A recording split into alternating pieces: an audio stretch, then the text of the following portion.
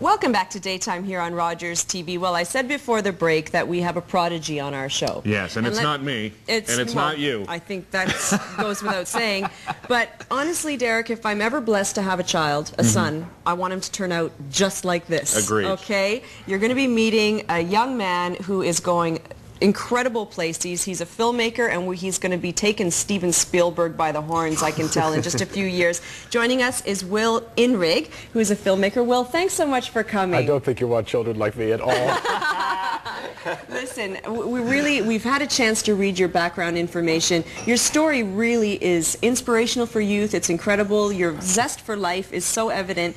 Tell us a little bit. Let's start, because you have a lot of projects on the go. Let's start with the Animation Festival and the new film that you've done that you're being honored for, really, by being involved in the Animation Festival. Well, yeah, it is a phenomenal honor. It's called the Depose of Bolskivoi Hovhannes, and it's a story of an Armenian shepherd, okay? And one day he's out in his field, and in the very, very center of his heath, he discovers this fantastic hole.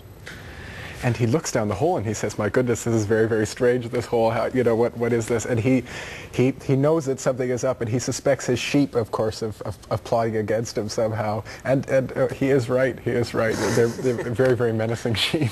Now, this animated film, it's your first time doing an animated film, right? Yes. You've dabbled in other forms, but as we understand it, you had a twist on yours because you didn't want to do the typical computer animation. Is that correct? Well, yeah, that is a fact. It's a different process. There's so much you can create, incredible worlds you can create in a computer, you know, all through the click of a mouse. Yes, yeah. But for me, it was important to do it. Maybe it's an old-fashioned way, but it's very, very physical, and you're always moving things and always hauling sand and always building big sets and puppets and figuring out, well, how could you shift it along a metal track or something. So it's different. So where did the inspiration come for the storyline?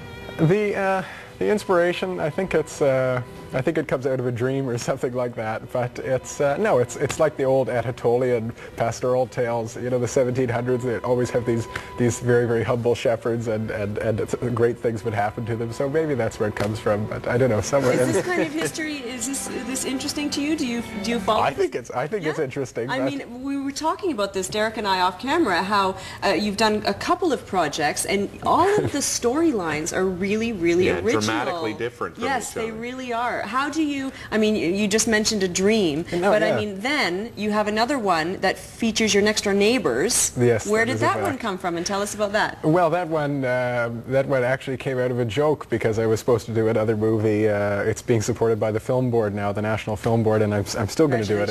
It's a drama. Well, thank you. Anyways, so I was going to do that, and that kind of fell through. But I wanted to still do a project, of course, and I was just joking with my next door neighbor. I said, "Well, your family's very interesting. Why don't we just let me come in with a camera, and I'm going to make a movie about you." And he said, "Well, maybe this would be good. You know, I've always wanted to be a movie star or something."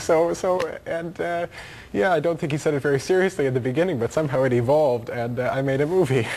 And your next project, again, a very interesting film and a very interesting idea that you're working on. Your brother is autistic, yes, as we understand it. And I like the direction that you're going with this film. Tell everybody at home a little bit about it, because you're not actually interviewing parents and professionals and teachers and psychologists. Yeah. You're just studying the subject matter of autistic people, right? Well, yeah, I'm studying what I call the tragic beauty of the autistic. So I'm working with severely autistic adults. I'll tell you the story ever since I was a little kid, about that tall. My brother, I don't know how much you know about autism, but something that autistics are prone to doing is what I call zoning out. They kind of disappear into their own autistic self.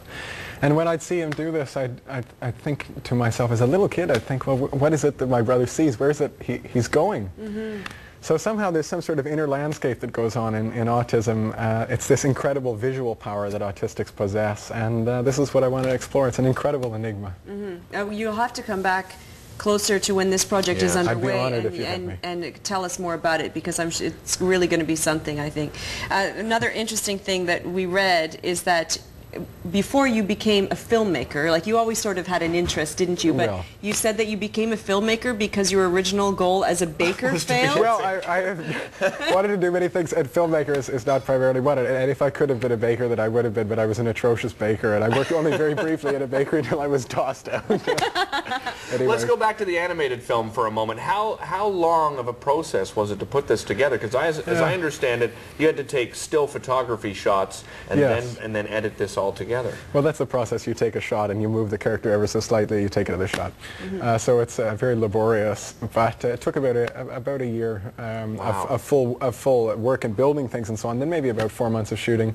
I worked with a very, very brilliant cameraman. His name's Gordon Bailey, and he's patient. Oh my God, he's so patient with me. The only man who could ever put up with me. And the guy is incredible. And you look at this movie, and the photography is astounding, absolutely ecstatic. So very, very brilliant. And premiering on September 20th. Premiering on September 20th at the Bytown Cinema. It'll be nice. It'll be nice. Very exciting. You're going places. Yeah. I mean, it's Take us so along obvious. with you, would you, Will? Yeah, I don't know. incredible. Thanks for coming today, Will. Thank you so much for having me. Yeah, Thank you. Congratulations, Will. Wow. Coming up next, Derek's favorite thing in the world. Is it sausage or beer? It's beer, Right baby. on. We'll be Sausage right is back. later.